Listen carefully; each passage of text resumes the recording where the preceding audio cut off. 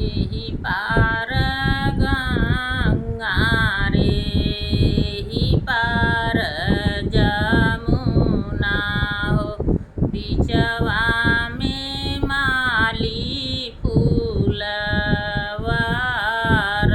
जी। एही पार गंगा रे, एही पार जमुना, बिचवा में माली फूलवार जी।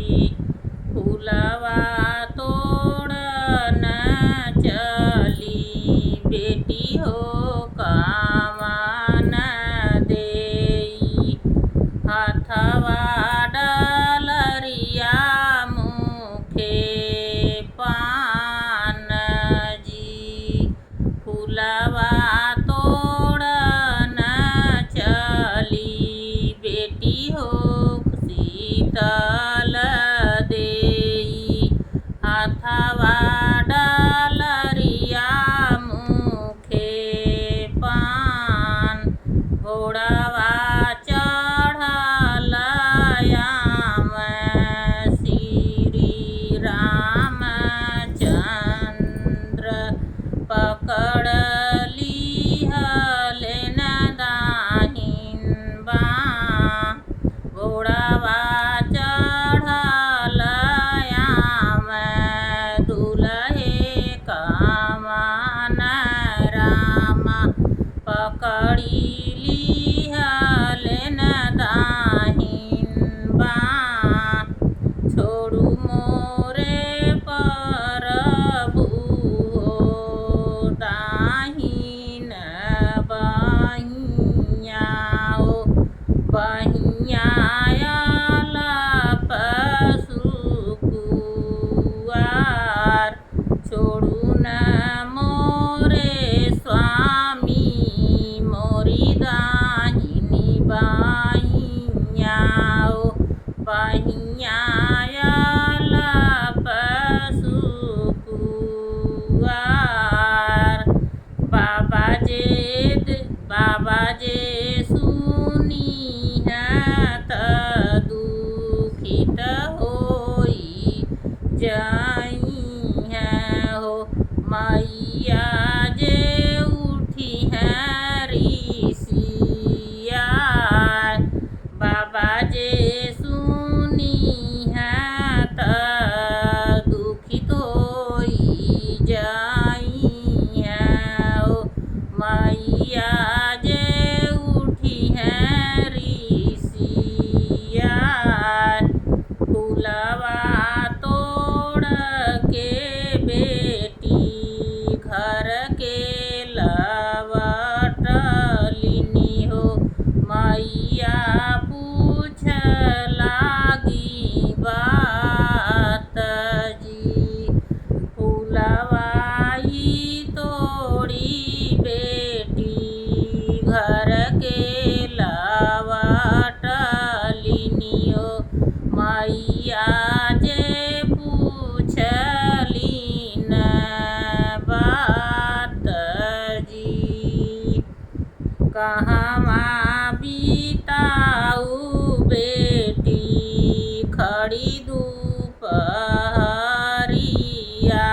हो, कहवा बितायू आधी रात हो, कहवा बितायू बेटी खड़ी दुपहरिया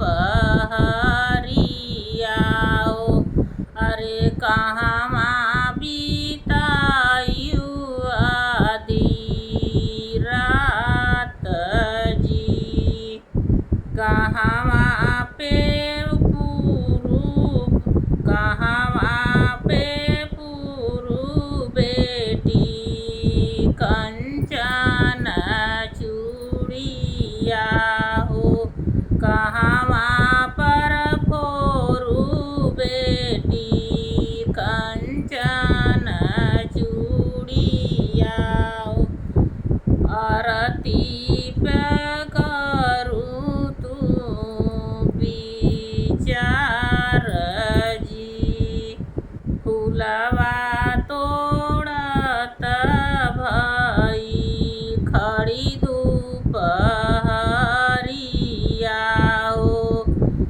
गजरा गुथत आधी रात फुलवा तोड़त भये खड़ी दुपहरिया